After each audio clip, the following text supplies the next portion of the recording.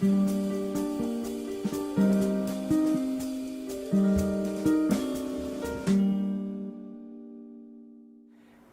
alle conversazioni e bentornati a Writers on Writers.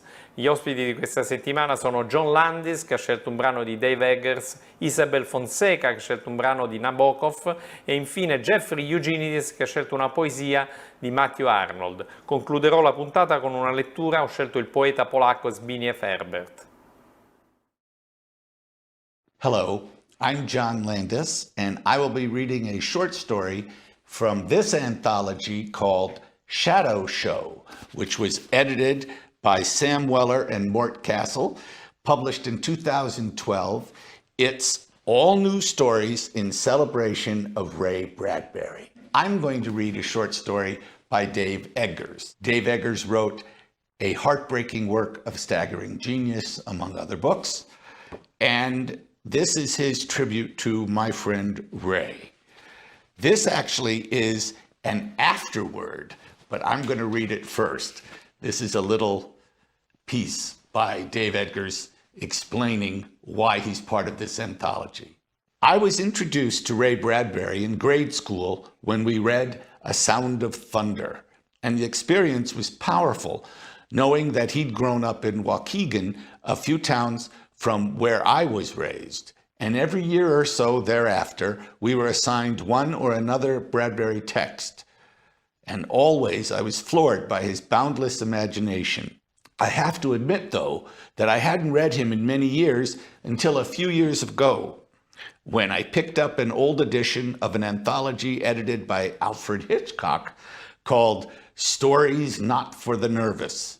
In it was a Bradbury story about time travel, crime, marriage, and film, all set in the 1930s in Mexico. A lot to cover in a 10-page story, but Bradbury pulled it off brilliantly, and my respect for his body of work, the breadth and scope of which is stunning, was renewed. Dave Eggers. And now, this is his short story in tribute to my friend Ray, who is such a sweet and gentle man. It's odd how dark most of his stories are. Who Knocks by Dave Eggers. When I was a kid in the suburbs of Chicago, during the summer, we'd go to Cutico Provincial Park, up on the border of Minnesota and Canada. Provincial implies that the place was small, but Cutico was, and still is, a 1 million-acre nature preserve, so big you could go for days and days without seeing another soul. We would go on camping trips up there, weeks of canoeing and portaging, spotting bears and moose and deer, sleeping under star-soaked skies. The park was isolated and so pristine that you could actually drink the water straight from the lakes. You'd stick your paddle in, tilt the wide part into the clouds, and let the water run into your mouth. I miss Cutico, but I won't be going back anytime soon, not after what happened to a girl named Frances Brandywine. This was a few years ago. Frances was 17 at the time, black-haired and with a reckless nature, determined always to leave the well-trod path, to break new ground and go alone. Frances was up in Cutico with her family in a remote part of the park, camped on the shore of one of the deeper lakes. A lonely body of dark water carved millions of years ago by a passing glacier. One night, after her family went to bed, Frances took the rowboat out, planning to find a quiet spot in the middle of the lake, lie on the bench of the boat, look up at the sky, and maybe write into her journal. So she left the shore and rowed for about 20 minutes, and when she was satisfied that she was over the lake's deepest spot, she lay down and looked up at the night sky. The stars were very bright, the aurora borealis shimmering like a neon lasso. She was feeling very peaceful. Then she heard something strange. It was like a knock. Clop, clop. She sat up, guessing that the boat had drifted to shore and run aground. But she looked around the boat, and she was still a half mile from shore. She leaned over the side, to see if she'd hit anything, but she saw nothing, no log, no rocks. She lay back down, telling herself that it could have been any number of things: a fish, a turtle, a stick that had drifted under the boat. She relaxed again and soon fell into a contented reverie. She had just closed her eyes when she heard another knock. This time it was louder, a crisp clock, clock, clock, like the sound of someone knocking hard on a wooden door, except this knocking was coming from the bottom of the boat. Now she was scared. She leaned over the side again. It had to be an animal, but what kind of animal would knock like that? 3 short, loud knocks in rapid succession? Her mouth went dry. She held on to each side of the boat, and now she could only wait to see if it happened again. The silence stretched out. A few minutes passed, and just as she began to think she'd imagined it all, the knocks came again. But this time loud. Bam, bam, bam! She had to leave. She lunged for the oars, got them in place, and began rowing. The water was very calm, so she should have made quick progress. But after rowing feverishly for minutes, she looked around and realized with cold dread that she wasn't moving at all. Something was keeping her exactly where she was. Her mind clawed through options. She thought about leaving the boat and swimming to shore, but she knew the water was so cold that she'd freeze before she got very far. And besides, whatever was knocking on the bottom of the boat was in that water. Again, she tried rowing. She rowed and rowed on the verge of tears, but she went nowhere. She stopped. She was exhausted. Her heavy breathing filled the air. She cried. She sobbed. But soon she calmed herself, and the boat was silent again. For 10 minutes, then 20. Again, she tricked herself into thinking she'd imagined all of it. But just like before, just when she was beginning to get a grip on herself, the knocking came again, this time as loud as a bass drum. Boom, boom, boom! The floorboards of the boat shook with each strike. Now she made a bad decision.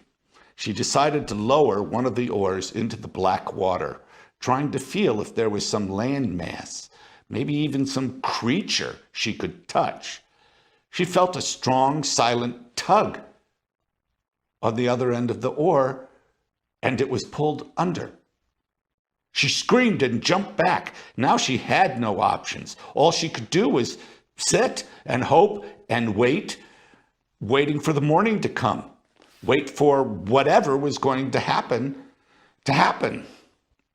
The knocking went on through the night. Sometimes it was sudden and loud, bam, bam, bam, and sometimes quieter, tap, tap, tap. Every so often, it was almost musical, knock, knock, knocka. She passed the time writing in her notebook, recording each sound, each strike, and it's only because of this notebook that we know what happened that night. Frances can't tell us. She was never seen again. The boat was found on shore the next day, empty but for the journal. On those pages were her frantic jottings, all written in her distinctive hand.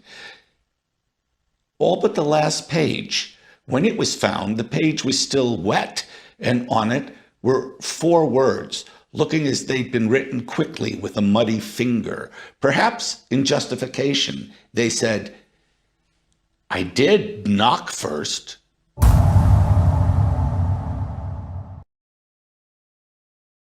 I'm Isabel Fonseca, and I'm going to read Vladimir Nabokov's Transparent Things from the end. Hugh Person is our hero. Coughing, our person sat up in asphyxiating darkness and groped for the light. Now flames were mounting the stairs in pairs, in trios, in red-skinned file, hand in hand, tongue after tongue, conversing and humming happily. It was not, though, the heat of the flicker, but the acrid dark smoke that caused person to retreat back into the room. "Excuse me," said a polite flamelet, holding open the door he was vainly trying to close. The window banged with such force that its panes broke into a torrent of rubies, and he realized before choking to death that a storm outside was aiding the inside fire. At last suffocation made him try to get out by climbing out and down, and there were no ledges or balconies on that side of the roaring house. As he reached the window, a long lavender-tipped flame danced up to stop him with a graceful gesture of its gloved hand. Crumbling partitions of plaster and wood allowed human cries to reach him, and one of his last wrong ideas was that those were the shouts of people anxious to help him, and not the howls of fellow men. He is calm tonight. The tide is full. The moon lies fair upon the straits. On the French coast the light gleams and is gone. The cliffs of England stand glimmering and vast out in the tranquil bay. Come to the window. Sweet is the night air.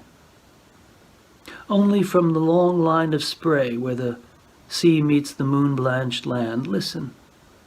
You hear the grating roar of pebbles which the waves draw back and fling at their return up the high strand, begin and cease, and then again begin, with tremulous cadence slow, and bring the eternal note of sadness in. Sophocles long ago heard it on the Aegean, and it brought into his mind the turbid ebb and flow of human misery. We find also in the sound a thought, hearing it by this distant northern sea. The sea of faith was once too at the full, and round earth's shore lay like the folds of a bright girdle furled. But now I only hear its melancholy, slow withdrawing roar, retreating with the breath of the night wind down the vast edges drear and naked shingles of the world. Ah, love, let us be true to one another. For the world which seems to lie before us like a land of dreams, so beautiful, so various, so new, hath really neither light nor love nor joy, nor certitude, nor peace, nor help for pain. And we are here as on a darkling plain, confused with alarms of struggle and flight, where ignorant armies clash by night. Come anticipato, leggerò alcuni versi di Zbigniew Herbert. E allora è lecito usare in poesia nomi di pastori greci, tentare di fissare i colori di un cielo mattutino, scrivere d'amore e anche una volta ancora, con serietà mortale, offrire al mondo tradito una rosa. Buona lettura e ci vediamo la settimana prossima.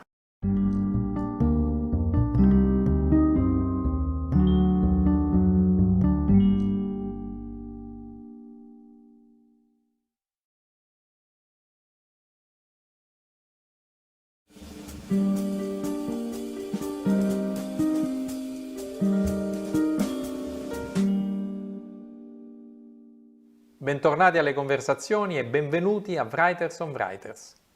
Gli ospiti di questa settimana sono Siri Usved, autrice di Quello che ho amato, che leggerà Emily Dickinson, Margot Jefferson, autrice di Negroland, anche lei leggerà un brano di Emily Dickinson, e John Turturro, che ha scelto di leggere Primo Levi. Alla fine della puntata leggerò una poesia di Czeslaw Milosz. Emily Dickinson, 1331. Wonder is not precisely knowing, and not precisely knowing not. A beautiful but bleak condition he has not lived who has not felt. Suspense is his mature sister, whether adult delight is pain or of itself a new misgiving. This is the net that mangles men. To fight aloud is very brave, but gallanter I know, who charge within the bosom the cavalry of woe, who win and nations do not see, who fail and none observe, whose dying eyes no country regards with patriot love. We trust in plumed procession, for such the angels go, rank after rank, with even feet and uniforms of snow. This is John Turturro, and I'm going to read a poem by Primo Levi entitled To My Friends. Dear friends, and here I say friends in the broad sense of the word, wife, sister, associates, relatives, schoolmates of both sexes, people seen only once or frequented all my life, provided that between us, at least for a moment, a line has been stretched, a well-defined bond. I speak for you, companions of a crowded road not without its difficulties, and for you too who have lost soul, courage, the desire to live, or no one, or someone, or perhaps only one person, or you, who are reading me. Remember the time before the wax hardened, when everyone was like a seal. Each of us bears the imprint of a friend met along the way. In each, the trace of each, for good or evil, in wisdom or in folly. Everyone stamped by everyone. Now that time crowds in and the undertakings are finished, to all of you the humble wish that autumn will be long and mild. Thank you. La poesia di Miloš che leggerò si intitola La speranza. La speranza c'è quando uno crede che non un sogno, ma corpo vivo è la terra, e che vista, tatto e udito non mentono, e tutte le cose che qui ho conosciuto sono come un giardino quando stai sulla soglia. Entrarvi non si può, ma c'è di sicuro. Se guardassimo meglio e più saggiamente, un nuovo fiore ancora e più di una stella nel giardino del mondo scorgeremmo. Taluni dicono che l'occhio ci inganna e che non c'è nulla, solo apparenza, ma proprio questi non hanno speranza. Pensano che appena l'uomo volta le spalle, il mondo intero più non sia, come da mani di ladro portato via. Buona lettura e alla prossima settimana.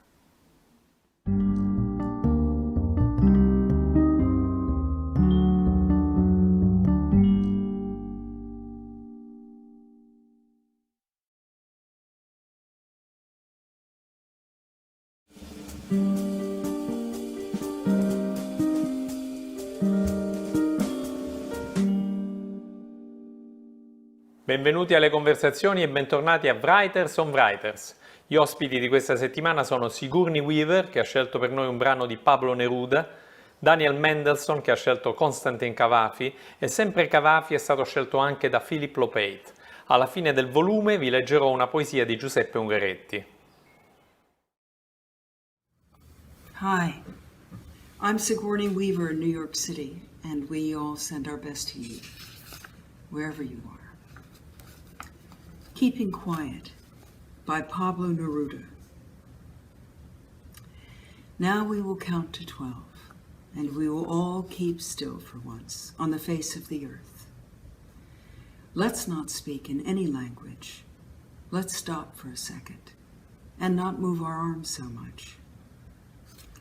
It would be an exotic moment, without rush, without engine. We would all be together in a sudden strangeness.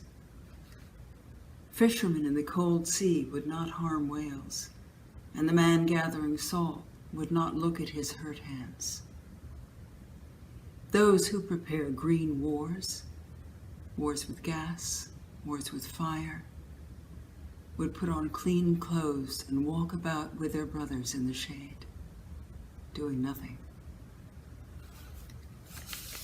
What I want should not be confused with total inactivity. Life is what it's about. I want no truck with death.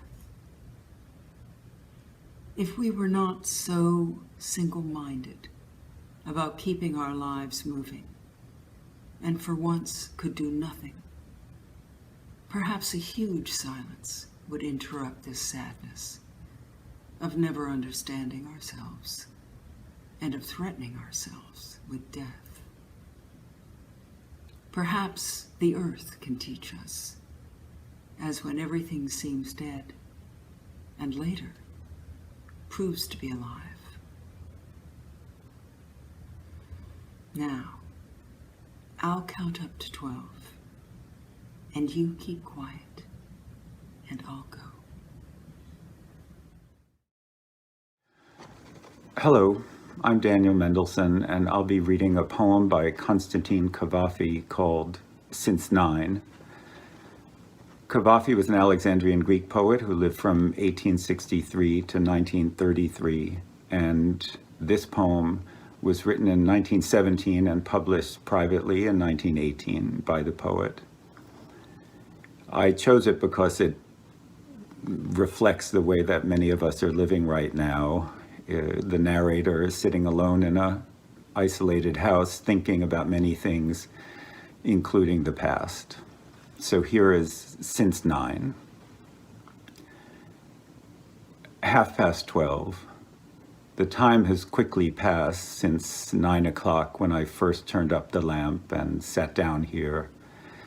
I've been sitting without reading, without speaking. With whom should I speak, so utterly alone within this house? The apparition of my body in its youth, since 9 o'clock when I first turned up the lamp, has come and found me and reminded me of shuttered, perfumed rooms and of pleasure spent. What wanton pleasure. And it also brought before my eyes streets made unrecognizable by time, bustling city centers that are no more, and theaters and cafes that existed long ago. The apparition of my body in its youth came and also brought me cause for pain. Deaths in the family, separations, the feelings of my loved ones, the feelings of those long dead, which I so little valued.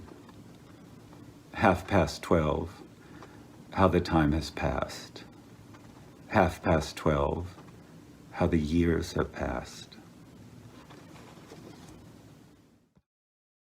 This is Philip Lopate. I'm going to read a poem by the great Greek poet Konstantin Cavafy called The Gods Abandon Anthony.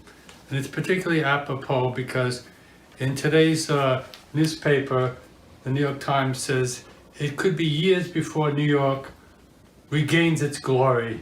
And so this is a poem about a city. The Gods Abandon Anthony.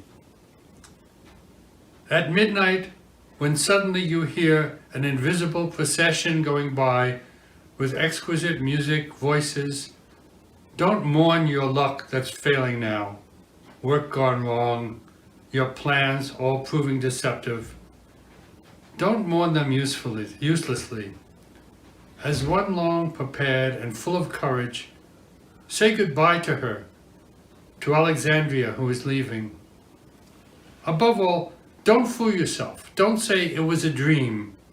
Your ears deceived you.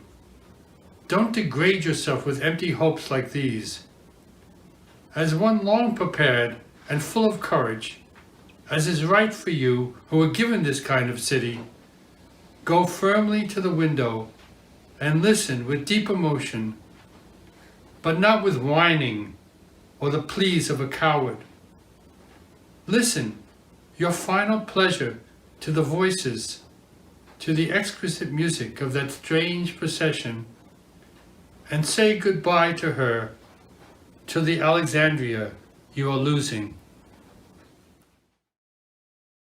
Come vi dicevo, vi leggerò adesso una poesia di Giuseppe Ungaretti, il cui titolo è Nostalgia. Quando la notte è a svanire, poco prima di primavera, e di rado qualcuno passa, su Parigi s'addensa un oscuro colore di pianto. In un canto di ponte contemplo l'illimitato silenzio di una ragazza tenue. Le nostre malattie si fondono e come portati via si rimane. Buona lettura e ci vediamo la settimana prossima.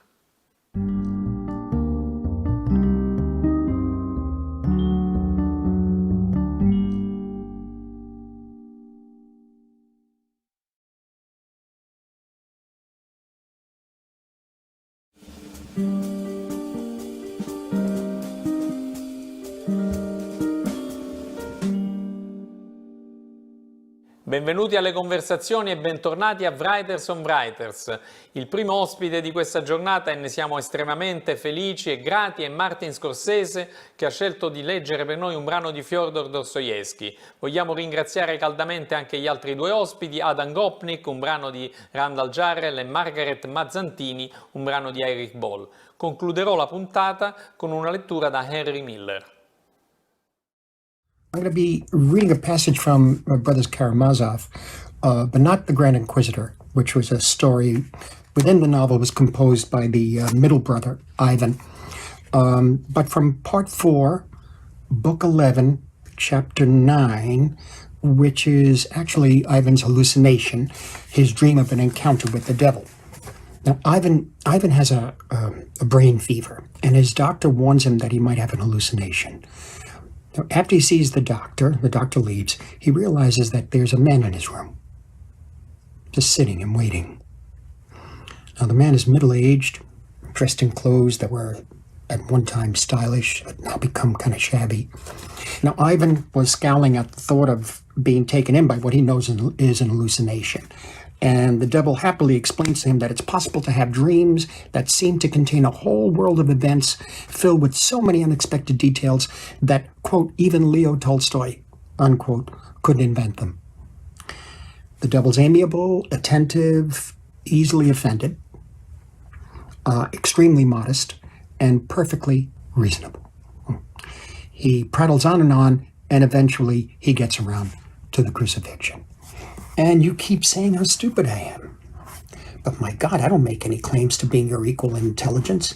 Mephistopheles, when he comes to Faust, testifies of himself that he desires evil, yet does only good.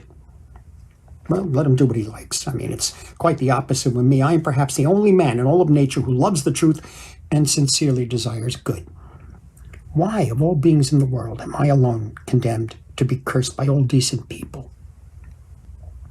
And even to be kicked with boots, for when I become incarnate, I must occasionally take such consequences as well. There's a secret here, I know. But they won't reveal the secret to me for anything, because then, having learned what it's all about, I might just roar, Hosanna, and the necessary minus would immediately disappear, and sensibleness would set in all over the world, and with it, of course, the end of everything. Even of newspapers and journals, because who would subscribe to them?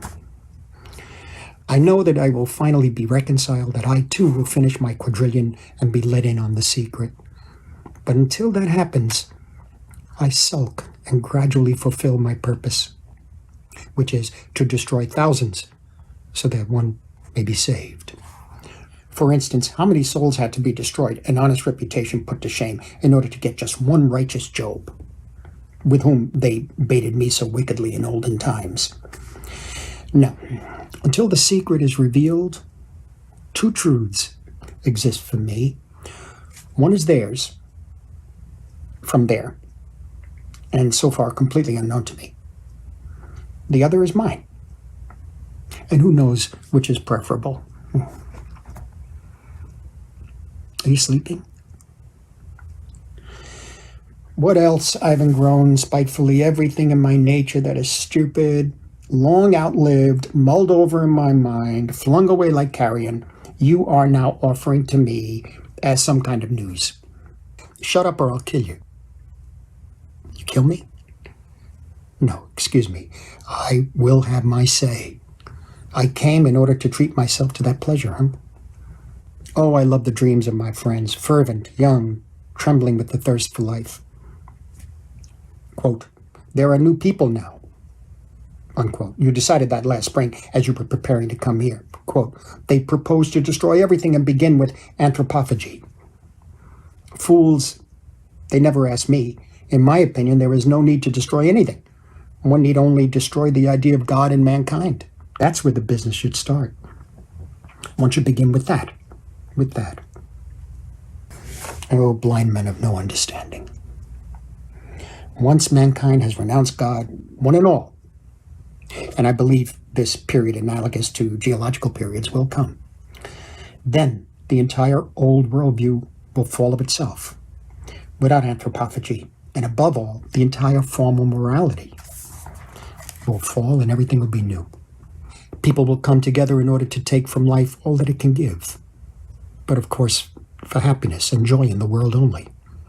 Man will be exalted with the spirit of divine titanic pride, and the man-god will appear. Man, his will and his science no longer limited, conquering nature every hour, will thereby every hour experience such lofty delight as will replace for him all his former hopes of heavenly delight. Each will know himself utterly mortal, without resurrection, and accept death proudly and calmly, like a god. Out of pride, he will understand that he should not murmur against the momentariness of life, and he will love his brother then, without any reward.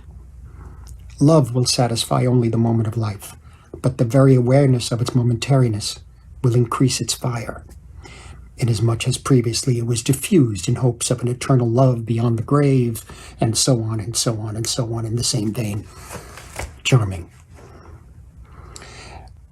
Ivan was sitting with his hands over his ears looking down, but his whole body started trembling, and the voice went on. The question now is, my young thinker reflected, the question now is it possible that such a period will ever come? If it does, everything is determined and humanity is settled forever. But as, owing to man's inveterate stupidity, this cannot come about for at least 1,000 years. Everyone who recognizes the truth even now may legitimately order his life as he pleases on the new principles. In that sense, all things are lawful for him. What's more, even if this period never comes to pass, since there is anyway no God, no immortality, the new man may well become the man-god. Even if he is the only one in the whole world, and promoted to his new position, he may lightheartedly overstep all the barriers of the old morality of the old slave man, if necessary. There is no law for God. Where God stands, the place is holy. Where I stand will be at once the foremost place. All things are lawful, and that's the end of it. Okay, so that's all very charming. But if you want to swindle, why do you want a moral sanction for doing it? But that's on modern Russian all over. He can't bring himself to swindle without a moral sanction. He is so in love with truth. The visitor talked, obviously carried away by his own eloquence, speaking louder and louder and looking ironically at his host. But he did not succeed in finishing because Ivan suddenly snatched a glass from the table and flung it at the orator. Ah, mais c'est bête enfant, cried the latter, jumping up from the sofa and shaking the drops of tea off of himself. He remembers Luther's inkstand. He takes me for a dream and he throws glasses at a dream. It's like a woman. I suspected you were only pretending to stop up your ears. You were really listening. Hello, Antonio, and everyone involved with the Conversazioni, an event, a tradition that's given me enormous pleasure over the years, both here in New York and in the beautiful island of Capri. We can't be on Capri now, and we are shut in at home in New York. But I did want to read you a few lines from a poem by one of my favorite American poets, Randall Jarrell, who is certainly, as well, my very favorite American critic. It's a poem called A Man Meets a Woman in the Street, and there's just one little part of it that speaks very much to our condition now, because shut in as we are, we live the same day over and over. And in this poem, which is about a man discovering a beautiful woman on the street who he only latterly realizes is his wife, he says, each day birds play to begin the day.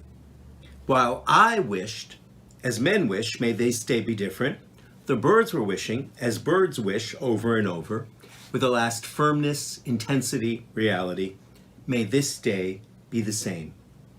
And the poet goes on to say that that's the great difference between men who are natural predators and birds who are natural prey. Men want a different day each day, a day of chase, men including women, a day of chasing and searching, whereas birds who are natural prey just want to get through the day intact. And in a very deep sense, we've gone from being humans to birds in the last while. We stay in our nests, we wander out of them very irresolutely. And the poet concludes, really, I begin the day not with the man's wish, may this day be different, but with the bird's wish, may this day be the same day, the day of my life. And that's our wish now. Ulla trasalì quando dissi pane e adesso mi faceva pena. Picchiami se vuoi, disse, buttami il tè in faccia, parla, continua a parlare, tu che non volevi aprir bocca, ma ti prego, non dir più la parola pane. Evitami di doverla sentire, ti prego, disse lei, e io sottovoce le risposi, scusami, non lo dirò più. La guardai di nuovo in faccia e quasi mi spaventai. La donna che mi sedeva accanto si trasformava sotto le mie parole, sotto i miei sguardi, sotto l'effetto della minuscola lancetta che, al riparo del menù, continuava a trivellare. Le mie parole non erano più destinate a lei. Avevo creduto che avrebbe parlato molto, finendo per aver ragione, con placida indifferenza. Ora, invece, ero stato io a parlare molto e ad aver ragione con placida indifferenza. Mi guardò in viso e capii ciò che avrebbe fatto più tardi nel tornare nella casa di suo padre, costeggiando l'officina buia, dopo aver attraversato il sentiero ghiaioso tra i cespugli e la siepe di Sambuco. Avrebbe fatto ciò che meno mi sarei aspettato da lei. Avrebbe pianto. E un'Ulla piangente io non l'avevo mai conosciuta. Io credevo che avrebbe trionfato, ma adesso ero io a trionfare e ne sentivo l'acidulo sapore sulla lingua. Non aveva nemmeno assaggiato il caffè, giocherellava con il cucchiaino e la sua voce mi colpì quando disse «Ti darei volentieri un assegno in bianco perché tu possa ritirare dal nostro conto corrente tutte le maledizioni che vuoi. È bello sapere che in tutti questi anni hai pensato così. Hai contato le maledizioni, senza mai dirmi niente». «Non ho pensato così in tutti questi anni», dissi. «È diverso, sono cose di cui forse soltanto oggi, soltanto qui mi sono reso conto.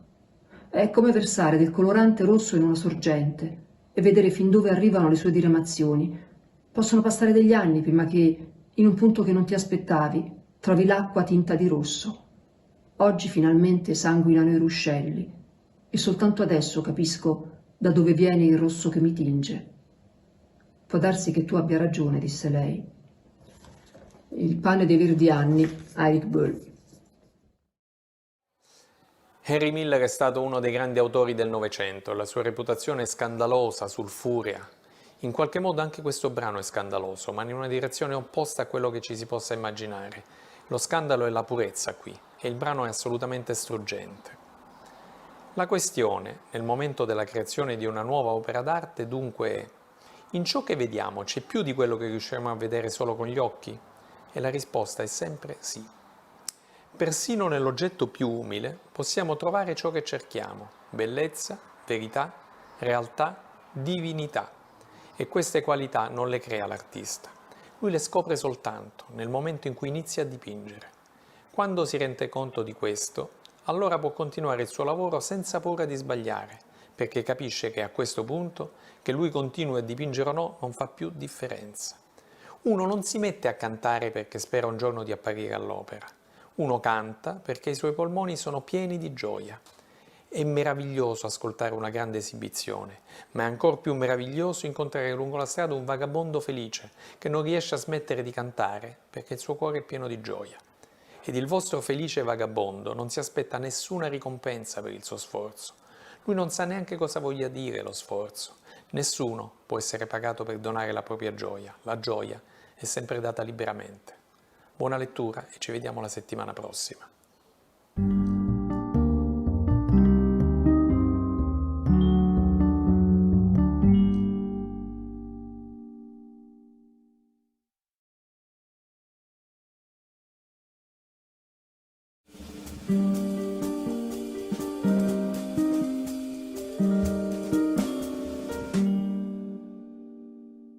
Benvenuti alle conversazioni e bentornati a Writers on Writers.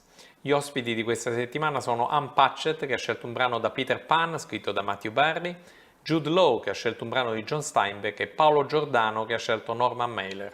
Concluderò il volume con una lettura da Joseph Conrad. Hi, this is Ann Patchett, and this is the very beginning of Peter Pan, which is the book I'm reading. All children, except one, grow up. They soon know that they will grow up. And the way Wendy knew this, one day when she was 2 years old, she was playing in a garden and she plucked another flower and ran with it to her mother. I suppose she must have looked rather delightful, for Mrs. Darling put her hand to her heart and cried, "Oh, why can't you remain like this forever?"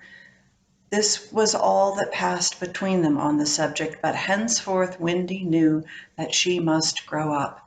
You always know, after you're 2, 2 is the beginning of the end. Thanks. The Grapes of Wrath, John Steinbeck. The decay spreads over the state, and the sweet smell is a great sorrow on the land. Men who can graft the trees and make the seed fertile and big can find no way to let the hungry people eat their produce.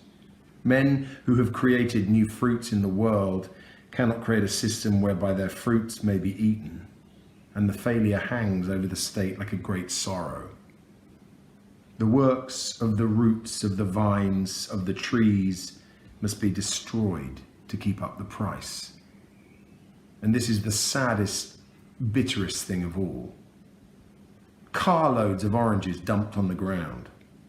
The people come for miles to take the fruit, but this could not be. How would they buy oranges at 20 cents a dozen if they could drive out and pick them up?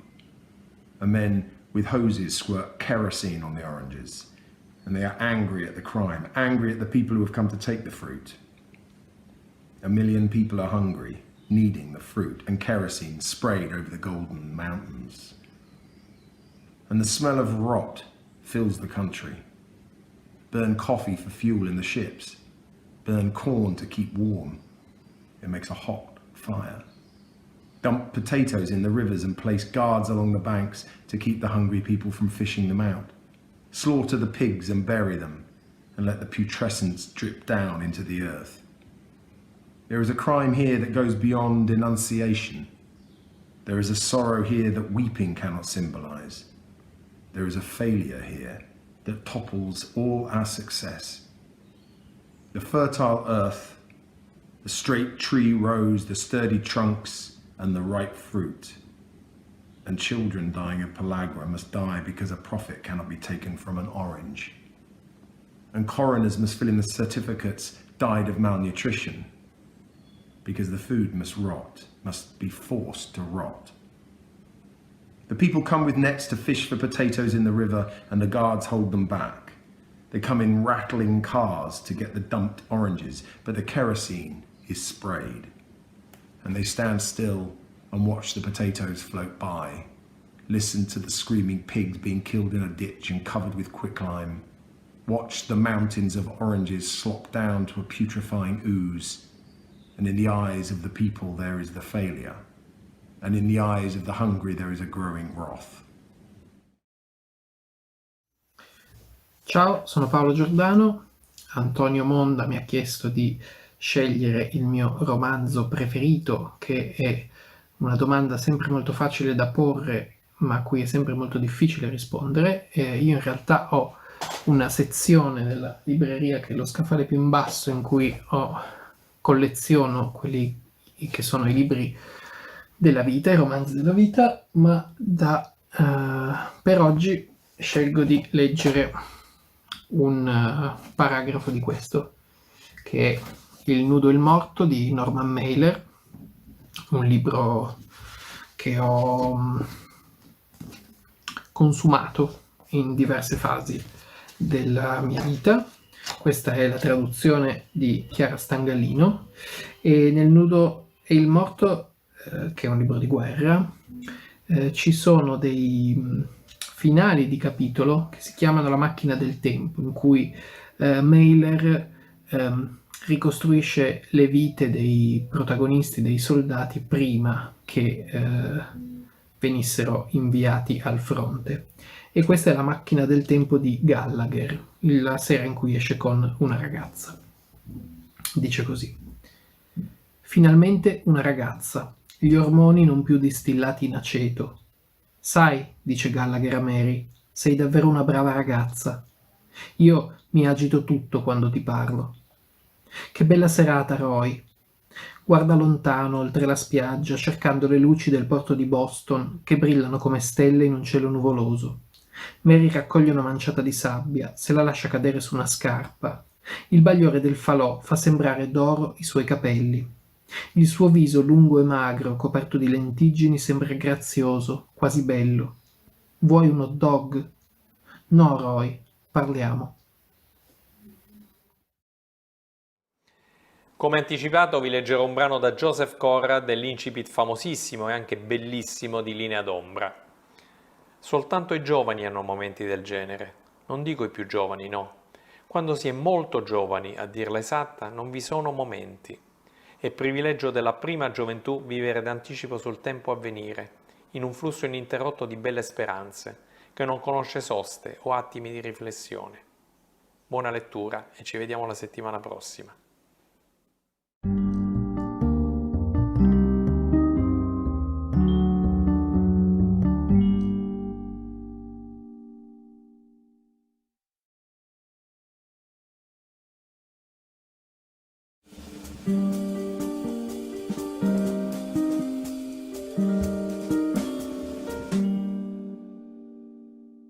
Benvenuti alle conversazioni e bentornati a Writers on Writers. Questo volume è monografico perché tutti gli ospiti hanno scelto lo stesso autore, uno dei giganti della letteratura, Herman Melville. Il primo ospite è Renzo Piano, a lui farà seguito Philip Gurevich e il terzo è Patrick McGrath. Alla fine leggerò a mia volta un breve brano di Herman Melville. Ciao Antonio, eccoci qua, l'incipit del Moby Dick. Chiamatemi Ismaele.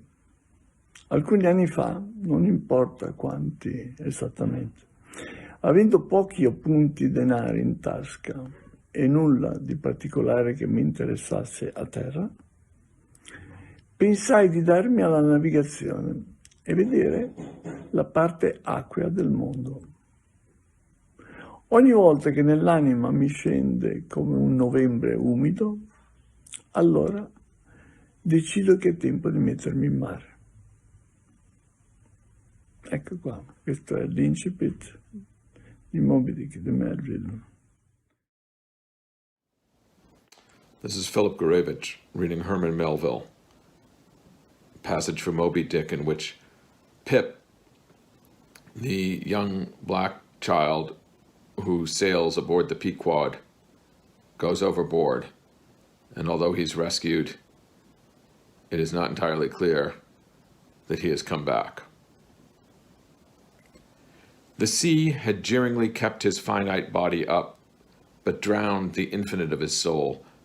Not drowned entirely, though, rather carried down alive to wondrous depths, where strange shapes of the unwarped primal world glided to and fro before his passive eyes.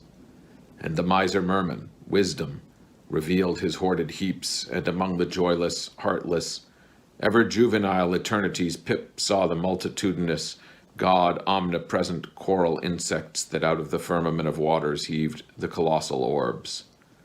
He saw God's foot upon the treadle of the loom and spoke it. And therefore his shipmates call him mad. So man's insanity is heaven's sense, and wandering from all mortal reason, man comes at last to the celestial thought, which to reason is absurd and frantic, and weal or woe feels then uncompromised, indifferent as his God.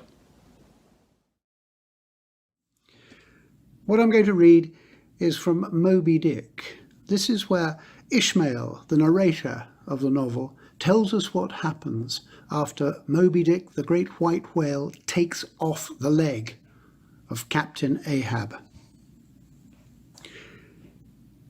It is not probable that this monomania in him took its instant rise at the precise moment of his bodily dismemberment. Then, in darting at the monster, knife in hand, he had but given loose to a sudden, passionate, corporal animosity, and when he received the stroke that tore him, he probably but felt the agonizing bodily laceration, but nothing more. Yet when by this collision forced to turn towards home, and for long months of days and weeks Ahab and anguish lay stretched together in one hammock, rounding in midwinter that dreary, howling Patagonian cape, then it was that his torn body and gashed soul bled into one another, and so interfusing made him mad. Abbiamo sentito i nostri ospiti leggere Melville, a mia volta leggerò un brevissimo brano dal suo capolavoro, il Moby Dick. Di sotto al cappello, abbassato sul viso, Acab lasciò cadere una lacrima nel mare, e tutto il Pacifico non conteneva ricchezze pari a quell'unica goccia. Buona lettura e ci vediamo la settimana prossima.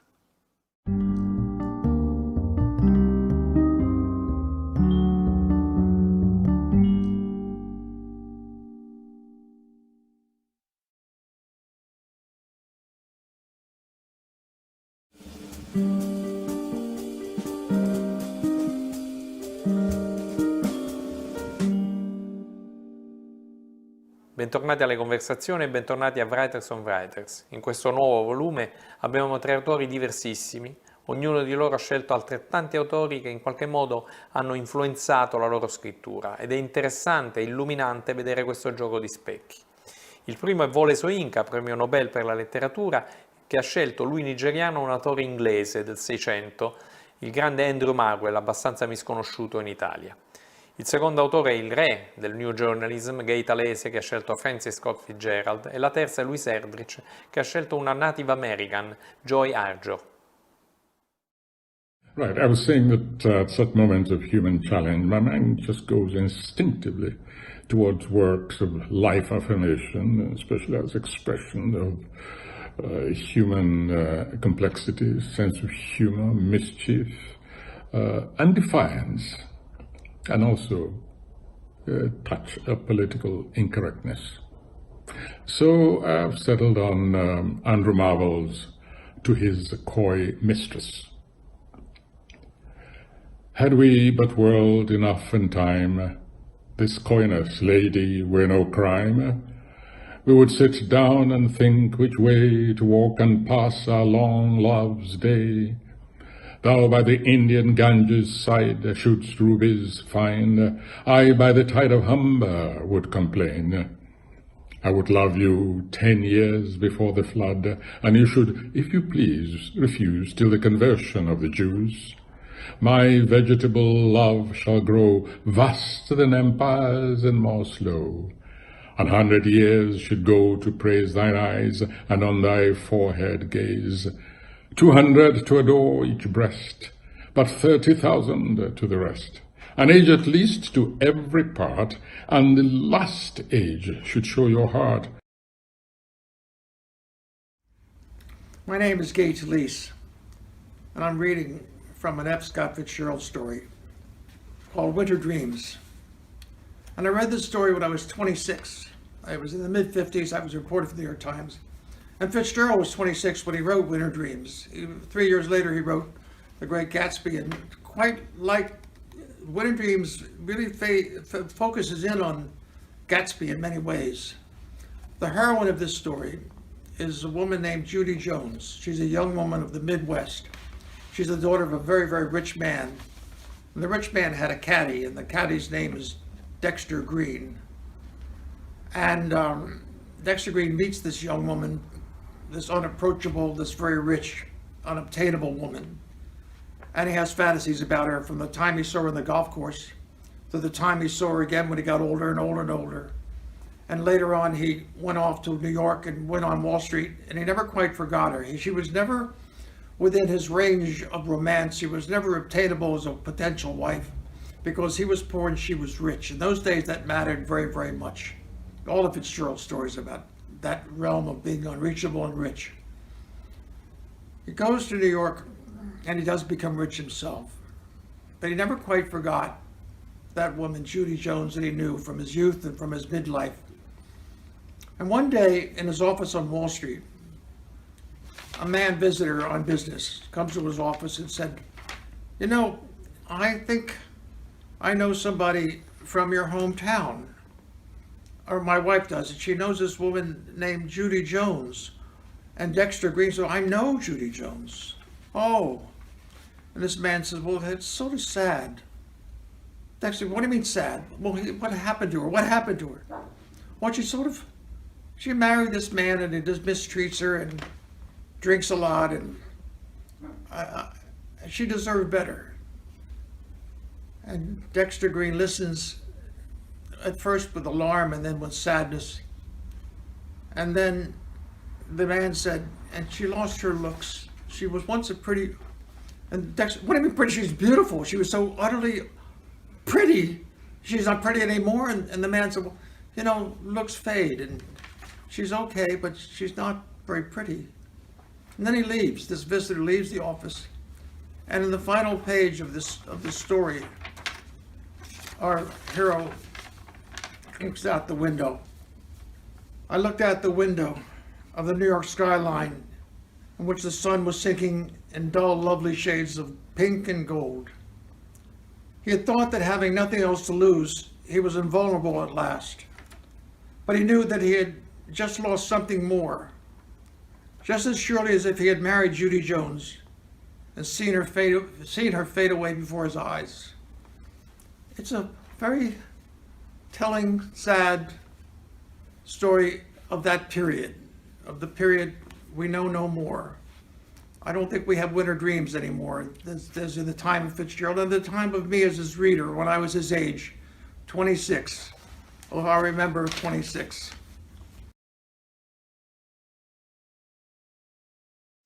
Hello, I am Louise Erdrich. Antonio Monda asked me to read from the classics. I was very glad to. But I decided that I would read from Indigenous poets today. After all, what could be more classic than being Indigenous? The first poet I'm going to read is Joy Harjo. Joy Harjo is the Poet Laureate of the United States of America. She's just beginning her second term. She is of the Muskogee Creek Nation. You know, I may not know how to pronounce all of the indigenous words in these books, and I'm going to make mistakes, but I'm just going to have to keep reading. This is not something I ordinarily do.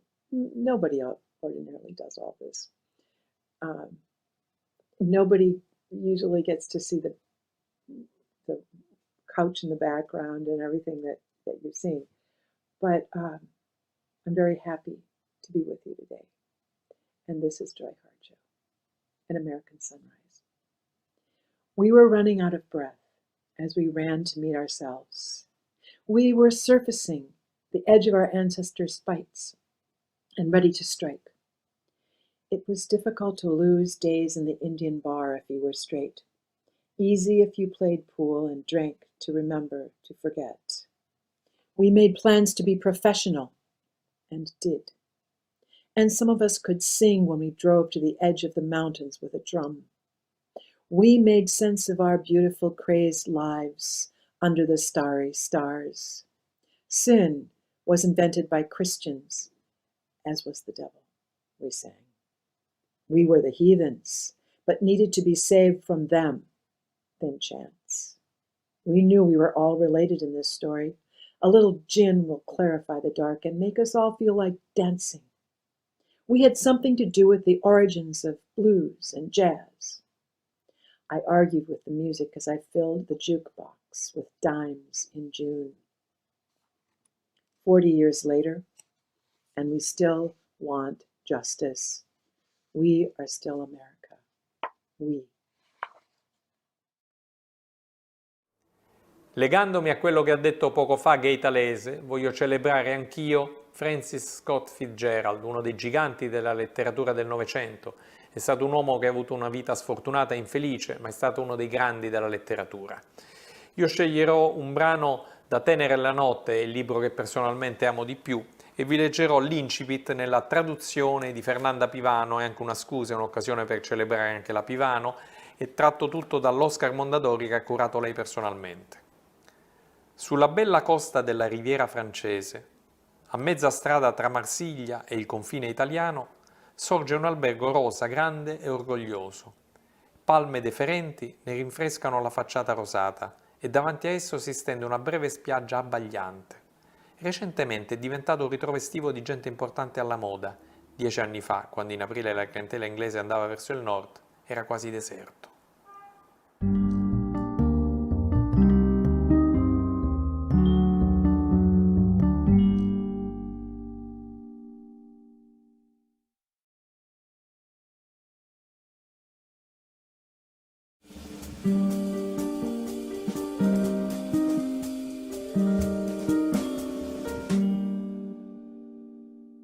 Benvenuti alle conversazioni e bentornati a Writers on Writers. Questa settimana abbiamo una puntata monografica.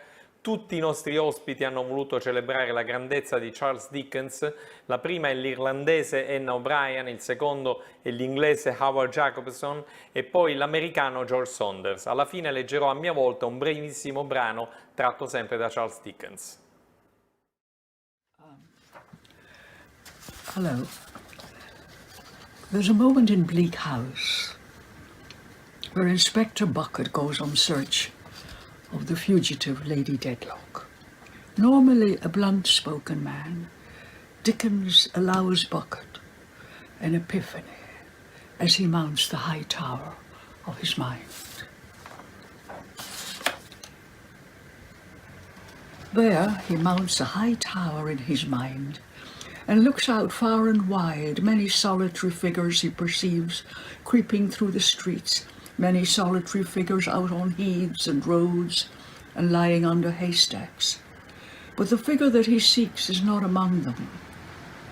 Other solitaries he perceives in nooks of bridges looking over, and in shadowed places down by the river's level.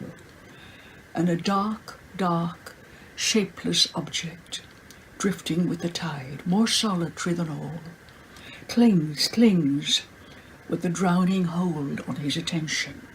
Where is she? Living or dead? Where is she? If as he folds the handkerchief and carefully puts it up, it were able with an enchanted power to bring him to the place where she found it, and the night landscape near the cottage where it covered the little child, would he descry her there? Or on the waste, where the bright kilns are burning with a pale blue flare, where the straw roofs of the wretched huts in which the bricks are made are being scattered by the wind, where the clay and water are hard frozen, and the mill in which the gaunt blind horse goes round all day looks like an instrument of human torture. Traversing this deserted, blighted spot, there is a lonely figure with the sad world to itself. Pelted by the snow and driven by the wind and cast out, as it would seem, from all companionship, it is the figure of a woman, but it is miserably dressed, and no such clothes ever came through the hall and out at the great door of the Dedlock mansion. Thank you very much. These are the final extraordinary words of Dickens' great novel, Little Dorrit. They paused for a moment on the steps of the portico, looking at the fresh perspective of the street in the autumn morning sun's bright rays, and then went down into a modest life of usefulness and happiness. Went quietly down into the roaring streets, inseparable and blessed. And as they passed along in sunshine and in shade, the noisy and the eager and the arrogant and the froward and the vain fretted and chafed. and made their usual uproar. Hi, this is a beautiful section from A Christmas Carol by Charles Dickens. Not very seasonal, but it's always timely. The ghost, on hearing this, set up another cry, and clanked its chain so hideously in the dead silence of the night that the ward would have been justified in indicting it for a nuisance. "Oh, captive bound and double ironed," cried the phantom, "not to know that ages of incessant labor by immortal creatures for this earth must pass into eternity before the good of which it is susceptible is all developed. Not to know that any Christian spirit, working kindly in its little sphere, whatever it may be, will find its mortal life too short for its vast means of usefulness. Not to know that no space of regret can make amends for one life's opportunities misused. Yet such was I. Oh, such was I." "But you were always a good man of business, Jacob," faltered Scrooge, who now began to apply this to himself. "Business!" cried the ghost, wringing its hands again. "Mankind was my business. The common welfare was my business. Charity, mercy, forbearance, and benevolence were all my business. The dealings of my trade were but a drop of water in the comprehensive ocean of my business." It held up its chain at arm's length, as if that were the cause of all its unavailing grief, and flung it heavily upon the ground again. Per celebrare a mia volta Charles Dickens ho scelto l'incipit meraviglioso del Racconto di due città. Era il tempo migliore e il tempo peggiore, la stagione della saggezza e la stagione della follia, l'epoca della fede e l'epoca dell'incredulità, il periodo della luce e il periodo delle tenebre, la primavera della speranza e l'inverno della disperazione. Buona lettura a tutti e ci vediamo la settimana prossima.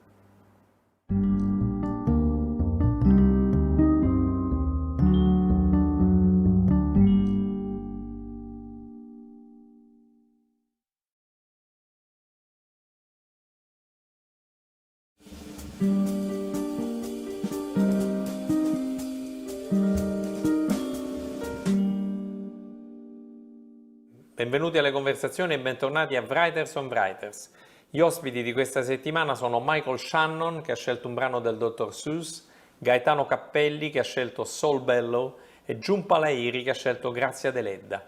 Concluderò il volume leggendo a mia volta un brano di Soul Bellow.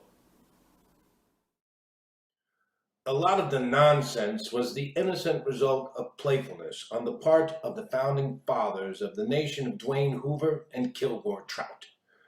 The founders were aristocrats, and they wished to show off their useless education, which consisted of the study of hocus pocus from ancient times. They were bum poets as well. But some of the nonsense was evil, since it concealed great crimes. For example, teachers of children in the United States of America wrote this date on blackboards again and again and asked the children to memorize it with pride and joy. The teachers told the children that this was when the continent was discovered by human beings. Actually, millions of human beings were already living full and imaginative lives on the continent in 1492. That was simply the year in which sea pirates began to cheat and rob and kill them. Here was another piece of evil nonsense which children were taught, that the sea pirates eventually created a government which became a beacon of freedom to human beings everywhere else. There were pictures and statues of this supposed imaginary beacon for children to see. It was sort of an ice cream cone on fire. It looked like this. Actually, the sea pirates who had the most to do with the creation of the new government owned human slaves. They used human beings for machinery, and even after slavery was eliminated, because it was so embarrassing, they and their descendants continued to think of ordinary human beings as machines. The sea pirates were white. The people who were already on the continent when the pirates arrived were copper-colored. When slavery was introduced onto the continent, the slaves were black. Color was everything. Volevo leggervi qualcosa dal bellissimo Dono di Humboldt, ma poi mi sono reso conto di averlo prestato a un mio amico che mi fece avere un'altrettanto bella Jaguar XKR8 del 98 e giustamente non me l'ha mai restituito. E allora, sempre di Saul Bellow, Le avventure di Oggy March. Non poteva chinarsi a raccattare una palla sul campo da tennis senza che gli intestini mi si torcessero in uno slancio d'amore e di adorazione per la curva dei suoi fianchi e il trionfante virginale contorno posteriore e il morbido nascosto segreto, dove, ad esservi ammessi, avrei trovato l'autenticazione del mondo, la prova che esso non era la sterile confusione che suggerivano e mormoravano antiche e remote paure, ma che era necessario, giustificato, essendo la giustificazione comprovata dalla gioia. Vi leggo l'inizio della madre di Grazia Deledda.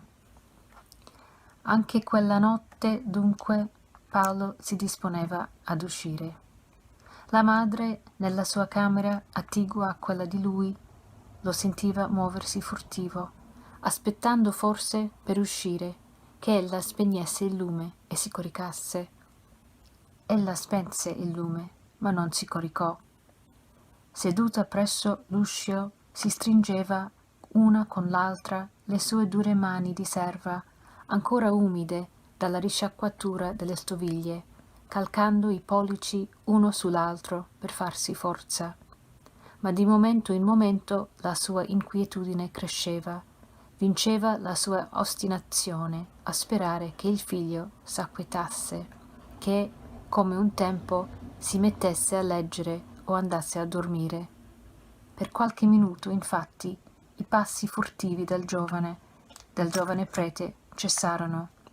Si sentiva solo, di fuori, il rumore del vento accompagnato dal mormorio degli alberi del ciglione dietro la piccola parrocchia, un vento non troppo forte, ma incessante e monotono, che pareva fasciasse la casa con un grande nastro stridente, sempre più stretto, e tentasse sradicarla dalle sue fondamenta e tirarla giù. Come anticipato, vi leggerò un brano da Saul Bellow. Ho scelto l'incipit molto famoso e molto bello delle avventure di Oggy March. Voglio dire che lo leggo dal meridiano curato da Guido Fink. Mi piace ricordare Guido Fink, che è stato una persona che ha fatto molto per la cultura italiana e americana. Sono americano, nato a Chicago, quella cupa città, e affronto le cose come ho imparato a fare, liberamente, e narrerò questa storia a modo mio. Chi bussa per primo sarà il primo a entrare, ora un colpo innocente, ora un po' meno. Ma il carattere di un uomo è il suo destino, dice Eraclito, e alla fin fine non è possibile mascherare la natura dei colpi né foderando la porta di materiale isolante né rivestendo di guanti le nocche.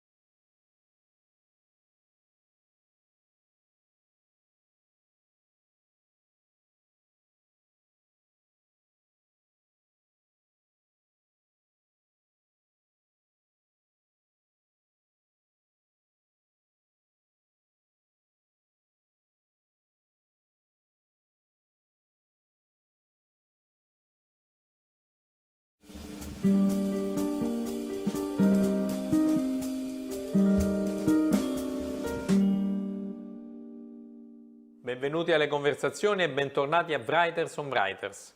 Gli ospiti di questa settimana sono Jamaica Kincaid, che ringraziamo caldamente. Lei ha scelto un brano di Derek Walcott, Un grazie anche a Paolo Sorrentino che ha scelto John Banville e ovviamente anche a Jonathan Galassi che ha selezionato invece un brano di Elizabeth Bishop. Concluderò con una lettura personale da Albert Camus. Marley was rocking on the transport stereo and the beauty was humming the choruses quietly. I could see where the lights on the planes of her cheek streaked and defined them. If this were a portrait, you'd leave the highlights for last. These lights silkened her black skin.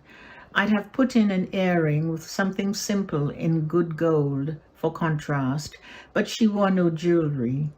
I imagined a powerful and sweet odor coming from her as from a still panther, and the head was nothing else but heraldic.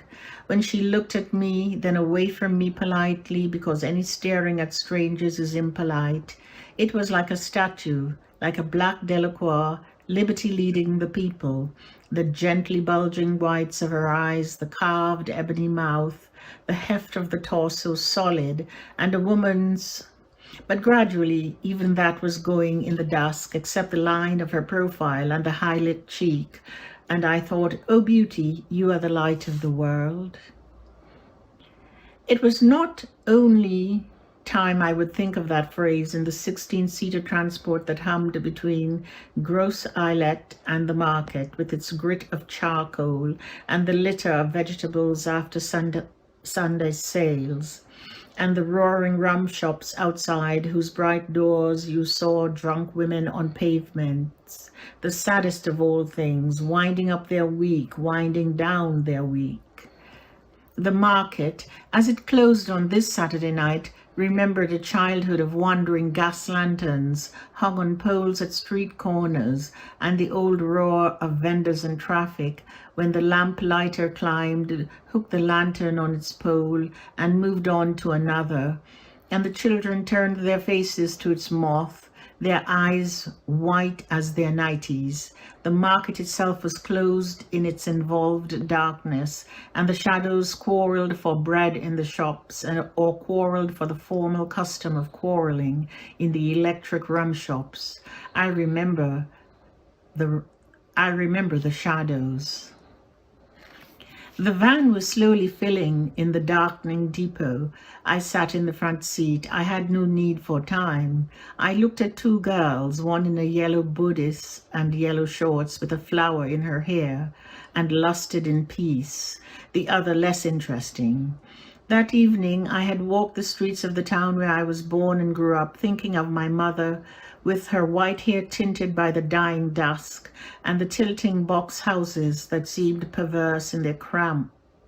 I had peered into parlors with half-closed jalousies, at the dim furniture, Morris chairs, a center table with wax flowers, and the lithograph of Christ of the Sacred Heart, vendors still selling to the empty streets, sweets, nuts, sodden chocolates, nut cakes, mints. An old woman with a straw hat over her handkerchief hobbled towards us with a basket. Somewhere, some distance off, was a heavier basket that she couldn't carry. She was in a panic. She said to the driver, "Pas quitter moi et tire," which is, in her patois, "Don't leave me stranded," which is, in her history and that of her people, "Don't leave me on earth," or by a shift of stress, "Don't leave me on earth for an inheritance." Pas quitter moi à terre, heavenly transport. Don't leave me on earth, I've had enough of it. The bus filled in the dark with heavy shadows that would not be left on earth. No, that would be left on earth and would have to make out. Abandonment was something they had grown used to. And I had abandoned them. I knew that there, sitting in the transport in the sea-quiet dusk, with men hunched in canoes and the orange lights from the Vigi headland, black boats on the water, I who could never solidify my shadow to be one of their shadows, had left them their earth, their white rum quarrels and their coal bags, their hatred of corporals, of all authority. I was deeply in love with the woman by the window. I wanted to be going home with her this evening.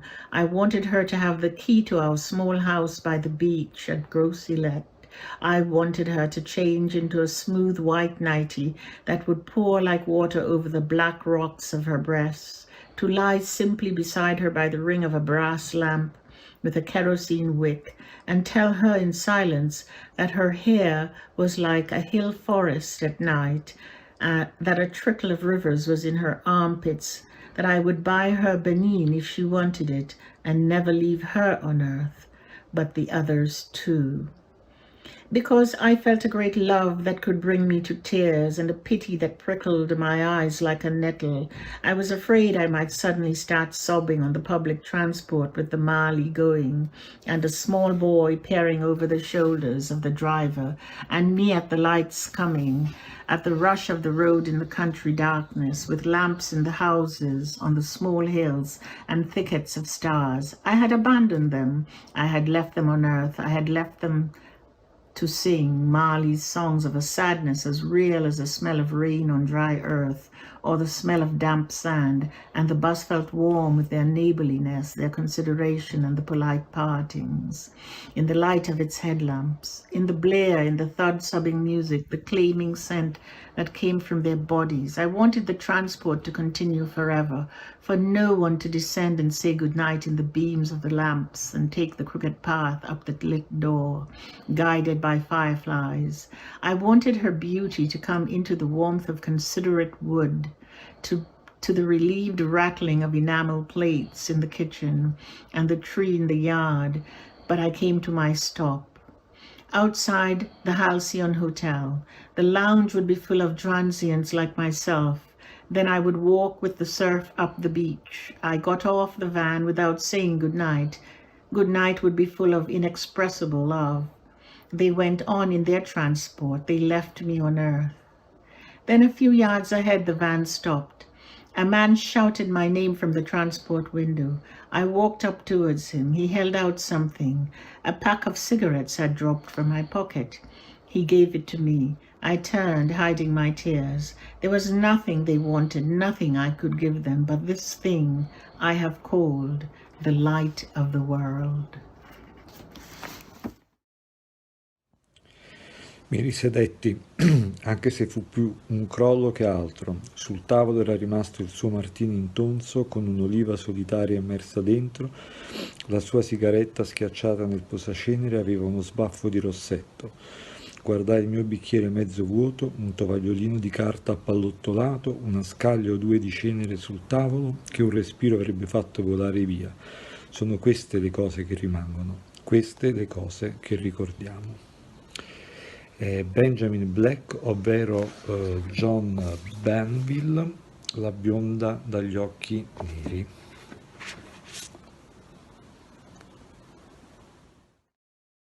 Here is Sonnet by Elizabeth Bishop, her final poem.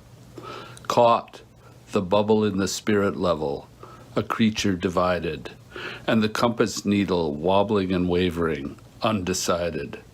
Freed, the broken thermometer's mercury running away, and the rainbow bird from the narrow bevel of the empty mirror, flying wherever it feels like gay. Come vi dicevo, leggerò un brano di Camus e l'incipit del suo libro più famoso, il suo capolavoro, Lo straniero. Oggi la mamma è morta, o forse ieri, non so. Ho ricevuto un telegramma dall'ospizio. Madre deceduta, funerali domani, distinti saluti. Questo non dice nulla, è stato forse ieri. Buona lettura e ci vediamo la settimana prossima.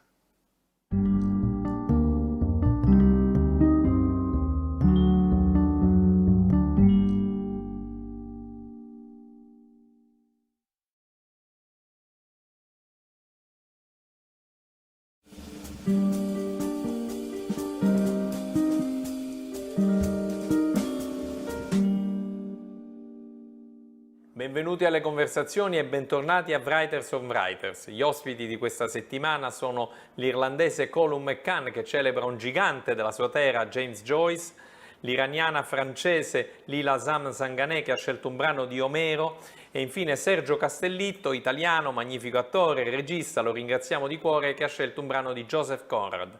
Alla fine della puntata leggerò una poesia di Alda Merini. Hi, I'm Colin McCann, and this is an extract from Ulysses.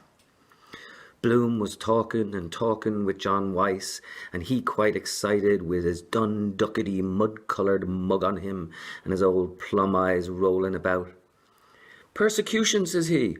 All the history of the world is full of it, perpetuating national hatred among nations. But do you know what a nation means, says John Weiss. Yes, says Bloom. What is it, says John Weiss. A nation, says Bloom, a nation is the same people living in the same place. By God, then, says Ned, laughing. If that's so, I'm a nation, for I'm living in the same place for the past 5 years. So, of course, everyone had to laugh at Bloom, and says he, trying to muck out of it, or also living in different places. That covers me case, says Joe. What is your nation, if I may ask, says the citizen. Ireland, says Bloom. I was born here. Ireland.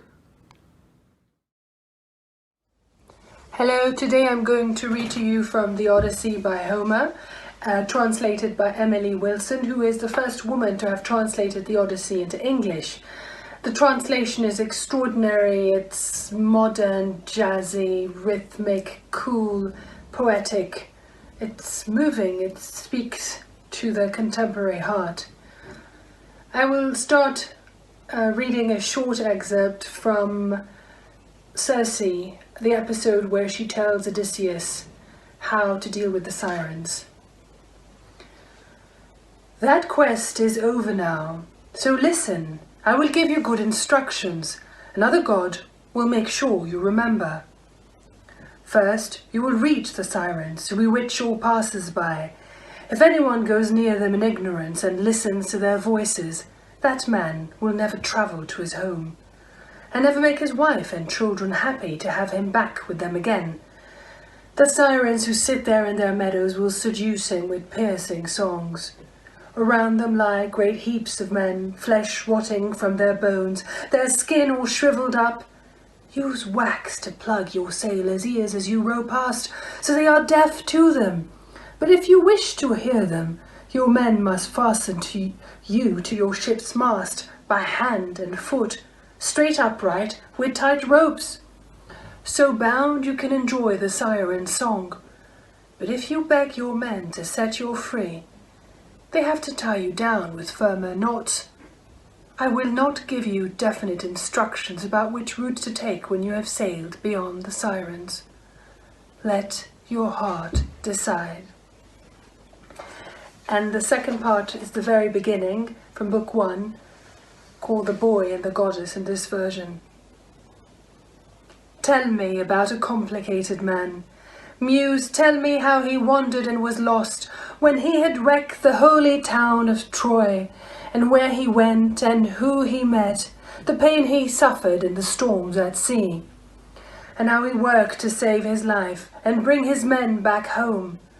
He failed to keep them safe, poor fools. They ate the sun god's cattle, and the god kept them from home. Now, goddess, child of Zeus, tell the old story for our modern times. Fine, the beginning. La sua forma robusta, con in tasca i soldi del servizio segreto di un'ambasciata, ereditati dal signor Verloc, stava già marciando nel fango dei canaletti di scolo, come se si allenasse al compito che lo attendeva in un inevitabile futuro. Abbassava già le ampie spalle, la testa con i ricci d'ambrosia, come se fosse pronto a ricevere il gioco di cuoio dei cartelloni pubblicitari dell'uomo sandwich. Come in quell'altra notte, più di una settimana prima, il compagno Ossipon camminava senza guardare dove metteva i piedi, senza sentire stanchezza, senza provare niente, senza vedere niente, senza udire un suono. E anche l'incorruttibile professore camminava, distogliendo gli occhi dall'odiosa moltitudine umana. Lui non aveva futuro, lo sdegnava. Lui era una forza. I suoi pensieri accarezzavano immagini di rovina e di distruzione. Camminava fragile, insignificante, scalcinato, tapino e terribile. nella semplicità della sua idea che chiamava la follia e la disperazione a rigenerare il mondo. Nessuno lo guardava, passava, insospettato e portatore di morte, come la peste, nella strada piena di esseri umani. Come anticipato vi leggo alcuni versi di Alda Merini tratti da Francesco. Perché amo gli animali? Perché io sono uno di loro. Perché io sono la cifra indecifrabile dell'erba, il panico del cervo che scappa. Sono il tuo oceano grande e sono il più piccolo degli insetti e conosco tutte le tue creature. Sono perfette in questo amore che corre sulla terra per arrivare a te. Buona lettura e ci vediamo la settimana prossima.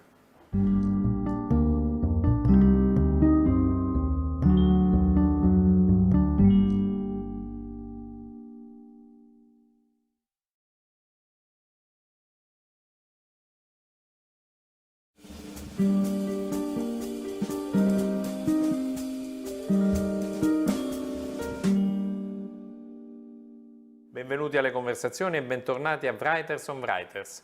Gli ospiti di questa settimana sono Niccolò Ammanniti, un caldo ringraziamento a lui che ha scelto un brano da Congo, Jay McNerney con alcuni versi di W.S. Merwin e infine Isabelle Huppert che ha scelto Sylvia Plath. Chiuderò il volume leggendo un brano da Philip Roth. Leggerò un pezzettino da Congo di David Van Reybrouck. È sempre l'oceano ovviamente, ma si vede che qualcosa è cambiato. Il suo colore è diverso. Le onde, basse e larghe, continuano a dondolare delicatamente. C'è ancora soltanto oceano, ma il blu si macchia a poco di giallo. Però non si forma il verde, contrariamente al ricordo che ci ha lasciato la teoria dei colori, ma qualcosa di torbido. L'azzurro luminoso è scomparso. L'increspatura turchese sotto il sole di mezzogiorno è sparita. Il cobalto insondabile da dove sorgeva il sole, l'oltremare del crepuscolo, il grigio piombo della notte, finiti. As by Water by W.S. Merwin. Oh, together, embracing departure, we hoisted our love like a sail. And like a sail and its reflection, however we go and wherever, we shall be divided as by water. Forever, forever, though both sails shudder as they go, and both prows lengthen the same sorrow, till the other elements extend between us also. Alors je vais vous lire La cloche de détresse de Sylvia Plath. The Bell Jar. Buddy m'a immédiatement repéré, hésitante dans mon anorak rouge. Ses bras gigotaient en l'air comme les ailes kaki d'un moulin à vent. J'ai enfin compris qu'il m'indiquait une trouée qui venait de s'ouvrir au milieu du balai des skieurs. Le temps d'assurer mon équilibre, la gorge sèche, le doux chemin blanc qui conduisait de mes pieds aux siens a commencé à se brouiller. Un skieur l'a traversé en venant de la gauche, un second l'a imité en venant de la droite. Les bras de Buddy s'agitaient toujours, mais plus faiblement, comme une antenne de l'autre côté d'un champ, grouillant de petits animalcules gros comme des microbes, ou encore de petits points d'exclamation recourbés. J'ai regardé au-dessus de cet amphithéâtre bouillonnant. Le grand œil gris du ciel me contemplait. Son soleil entouré de nuages rayonnait sur des contrées lointaines qui, des 4 points cardinaux, collines blanches après collines blanches, aboutissaient toutes à mes pieds. Une voix intérieure me conseillait de ne pas me conduire comme une idiote, sauver ma peau, enlever mes skis et descendre camouflée par la forêt de pins qui bordait la pente. Elle s'est envolée comme un moustique inconsolable. L'idée que je pourrais bien me tuer a germé dans mon cerveau le plus calmement du monde, comme un arbre ou une fleur. J'évaluais la distance qui me séparait de Buddy. Les bras pendant le long du corps, il se confondait avec la barrière de planches derrière lui. Il était engourdi, marron et inconséquent. M'avançant vers le bord de la pente, j'ai planté la pointe de mes bâtons dans la neige et je me suis lancé dans un vol que je savais ne pouvoir arrêter ni par adresse, ni par aucun effort de volonté. J'ai visé droit devant moi. Un vent glacé qui s'était embusqué s'engouffrait dans ma bouche et faisait volter mes cheveux au-dessus de ma tête à l'horizontale. Je descendais et le soleil blanc ne s'élevait pas plus haut pour autant. Il restait au-dessus des vagues, figé en colline, comme un pivot inanimé sans lequel le monde ne pourrait exister. Un petit écho s'envolait de mon corps pour le rejoindre. Je sentais mes poumons se remplir avec les composants de la scène, air, montagne, arbres, gens. J'ai pensé, c'est ça, le bonheur. Come anticipato leggerò un brano da Philip Roth. La Mondadori ha dedicato ben 3 volumi dei Meridiani a Philip Roth, a questo grandissimo scrittore americano. Il primo dei 3 volumi è curato da Elena Mortara. Io leggerò l'incipit del Lamento di Pornoi. Mi era così profondamente radicata nella coscienza che penso di aver creduto per tutto il primo anno scolastico che ognuna delle mie insegnanti fosse mia madre travestita. Come suonava la campanella dell'ultima ora, mi precipitavo fuori di corsa, chiedendomi se ce l'avrei fatta ad arrivare a casa prima che riuscisse a trasformarsi di nuovo. Al mio arrivo, lei era già regolarmente in cucina, intenta a prepararmi latte e biscotti. Invece di spingermi a lasciar perdere le mie fantasie, il fenomeno non faceva che aumentare il mio rispetto per i suoi poteri. Buona lettura e ci vediamo la settimana prossima.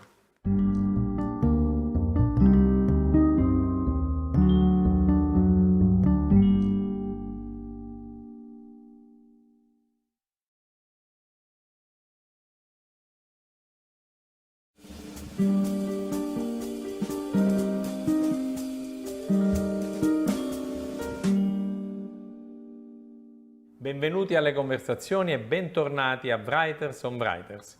Gli ospiti di questa settimana sono Matt Dillon, che leggerà un brano da Melville, Larissa McFarquhar, che ha scelto Milton, Elena Janecek, che ha scelto Bachman, e infine Diego De Silva, che ha scelto un brano di Salinger.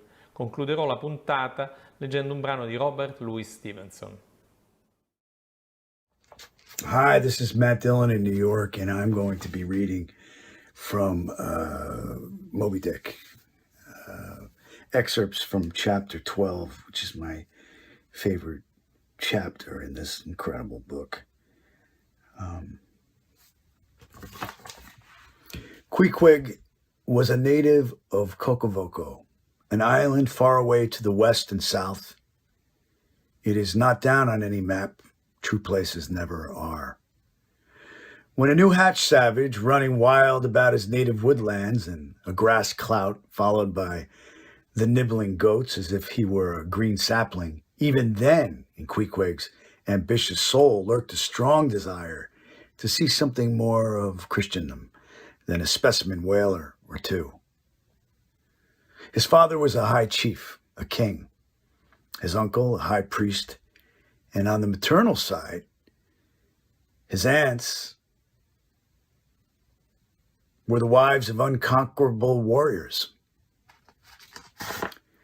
There was excellent blood in his veins, royal stuff, though sadly vitiated, I fear, by the cannibal propensity he nourished in his untutored youth.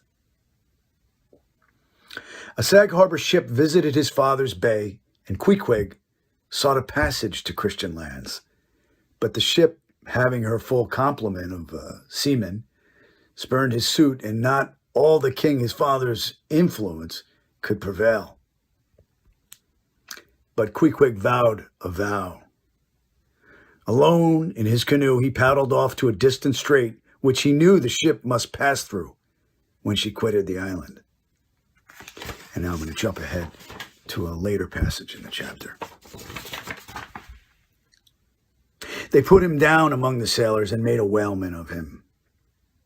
But like Tsar Peter, content to toil in the shipyards of foreign cities, Queequeg disdained no seeming ignominy, if thereby he might haply gain the power of enlightening his untutored countrymen. For at bottom, so he told me, he was actuated by a profound desire to learn among the Christians the arts whereby to make his people still happier than they were, and more than that, still better than they were. But alas, the practices of whalemen soon convinced him that even Christians could be both miserable and wicked, infinitely more so than all of his father's heathens. Arrived at last in Old Sag Harbor and seeing what the sailors did there, and then going on to Nantucket and seeing how they spent their wages in that place also, poor Queequeg gave it up for lost. Thought he, it's a wicked world in all meridians. I'll die a pagan. My name is Larissa McFarker, and this is a passage from Milton's Paradise Lost, an electrifying passage which is the point at which the gatekeeper of hell is about to allow Satan to leave.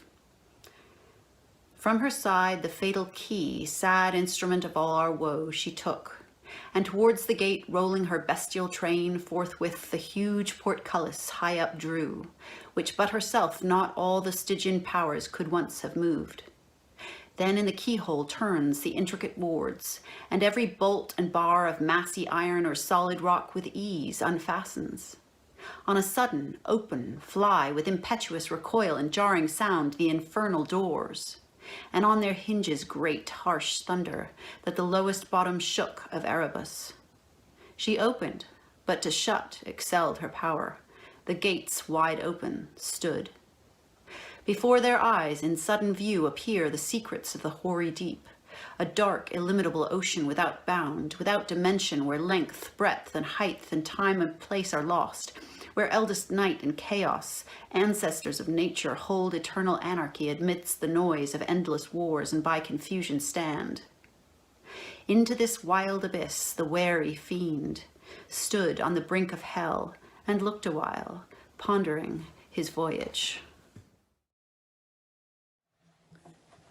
Leggo una pagina di Ingeborg Bachmann dal racconto Tre sentieri per il lago e leggo in originale in tedesco.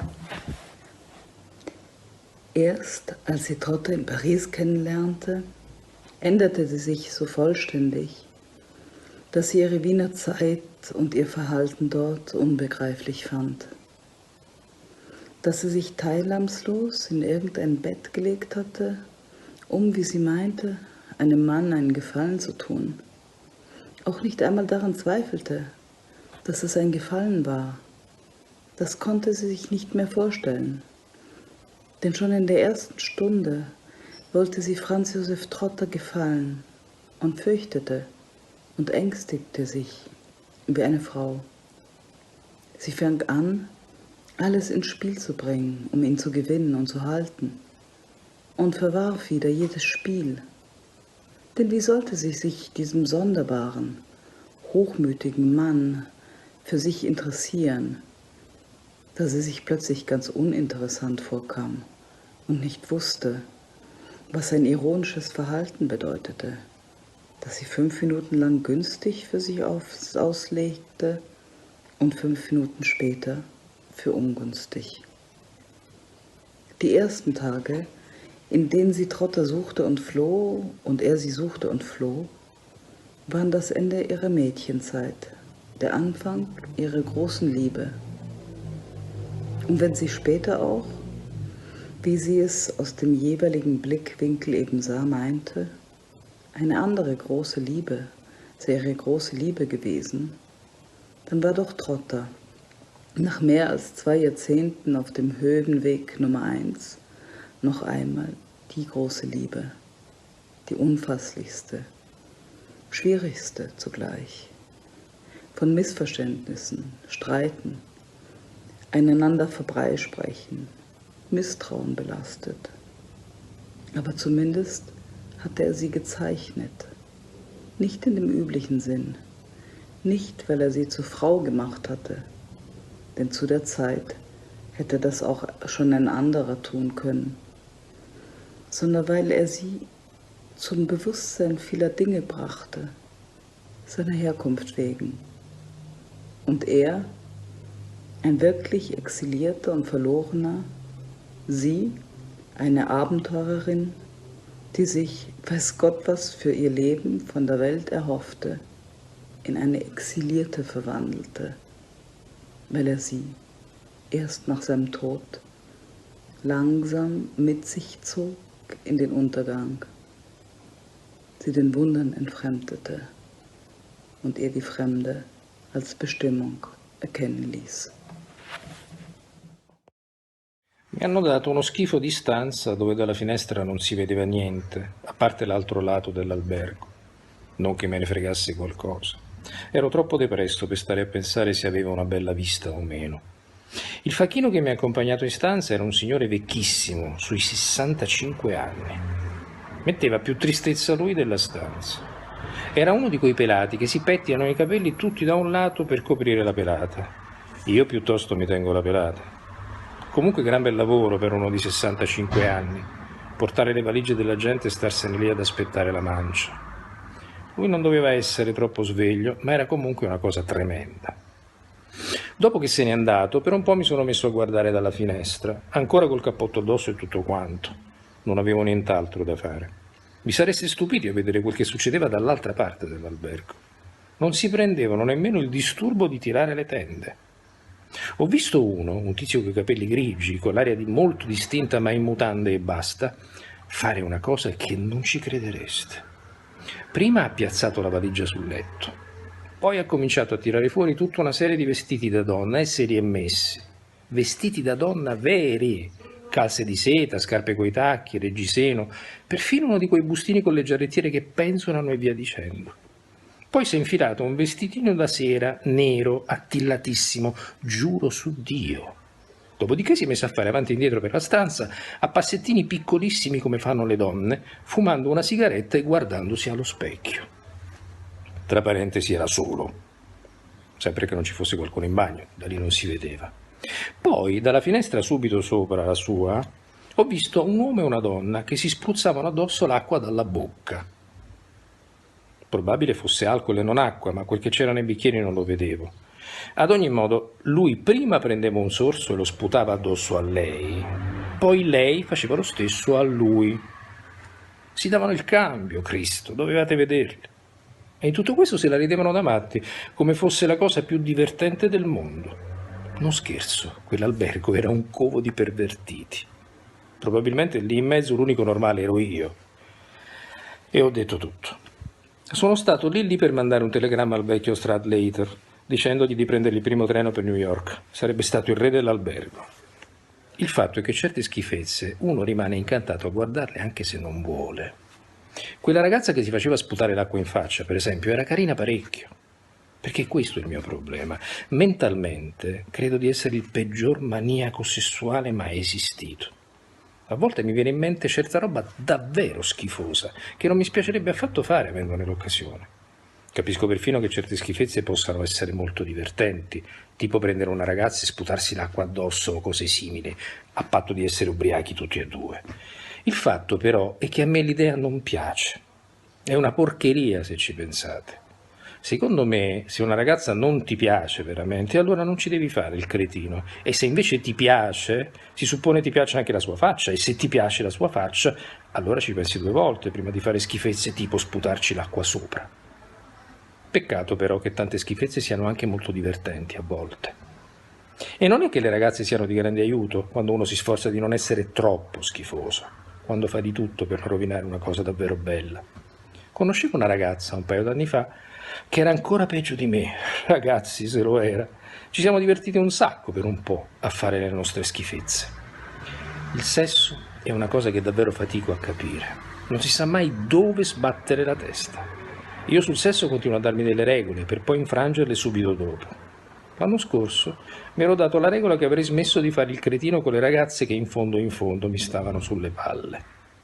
L'ho infranta quella settimana stessa, o meglio quella stessa sera. Ho passato l'intera serata a pomiciare con una certa Anne-Louise Sherman, un'ipocrita pazzesca. Io il sesso proprio non lo capisco, giuro su Dio. Salinger, il giovane Holden. Il brano che ho scelto è tratto dallo strano caso del Dr. Jekyll e Mr. Hyde di Robert Louis Stevenson. Leggiamo dal Meridiano Mondadori, curato da Attilio Brilli. È proprio l'incipit del famoso romanzo. Il signor Utterson, avvocato, era una persona dall'aspetto ruvido, ma illuminato da un sorriso. Gelido, reticente, impacciato nel conversare, riluttante al sentimento, esile, allampanato, malmesso e tetro. Nonostante tutto, sapeva comunicare un che di amabile. Ci vediamo la settimana prossima, buona lettura.